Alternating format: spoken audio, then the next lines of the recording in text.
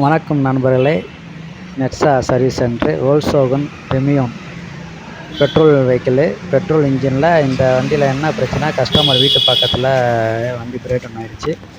என்ன ப்ராப்ளம்னா, ignition on பண்ணோடனே செக் இன்ஜின் லைட் வந்து எரியாது. பார்த்தீங்களா, எரியல. கொஞ்சம் லேட்டாக தான் எரியும்.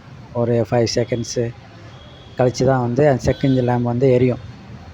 சரிங்களா. அதே போல் ஆஃப் சைட் டெம்பரேச்சரு டேஷ் தான் சர்வீஸ் லைட்டு வேறு அமர்ந்து எரியும்.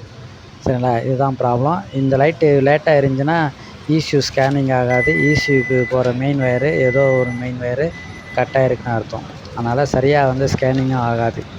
இசியூ ஸ்கேனிங் ஆகாது. இது செக் பண்ணி பார்த்ததில் இசியூ போகிற மெயின் ஒயரில் ஒரு ஒயர் வந்து கட் ஆகிருந்தது.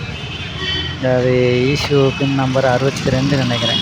எனக்கு நான் செக் பண்ணி பார்த்ததில் 62 தான் நினைக்கிறேன். அந்த இது அது ப்ளூவில் பிளாக் ஒயர் வரும். ஆமாம், அந்த ஒயர் வந்து கட்டாக இருந்தது. இது எப்படி கட்டாக இருந்ததுன்னா, அந்த வைப்பர் கவரை கழட்டி அதில் 2 ஜாயிண்ட் வரும். அந்த இடம் வந்து ரப்பிங் ஆகி ஒயர் வந்து கட்டாக இருந்தது.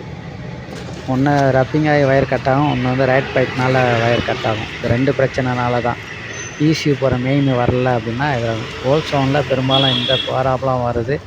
நார்மல் பெட்ரோல் வெஹிக்கிளாக இருக்கட்டும், இல்லை டீசல் வெஹிக்கிளாக எதுவாக இருந்தாலும் இந்த கம்ப்ளைண்ட்டு நார்மலாக வர்றது தான்.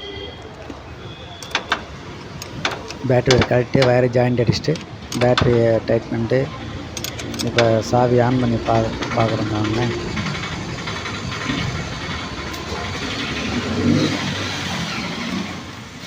கீ ஆன் பண்ணோடனே இன்ஜின் லைட் எரியுதுங்களா.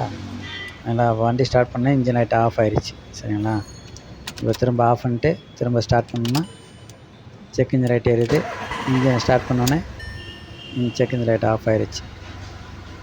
அவ்வளோதான். இதில் வந்து மெயின் ப்ராப்ளம் இதுதான். மற்றதெல்லாம் வந்து அங்கங்கே எலி கிடச்சிருந்து, ஏபிஎஸ் எல்லாம் வயிறு கிடச்சிது, அதெல்லாம் சரி பண்ணிட்டோம். இந்த சேனலை பிடிச்சிருச்சுன்னா ஷேர் பண்ணுங்கள்.